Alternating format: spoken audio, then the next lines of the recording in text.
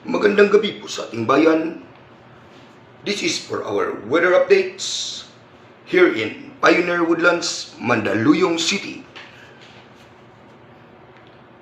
Ang lagay po ng ating panahon sa Manila ngayon ay it's been raining in Manila, hindi ka ba nilalamig?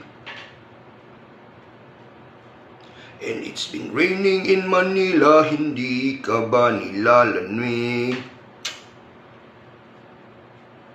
But if it's raining in Manila, hindi kita maririnig.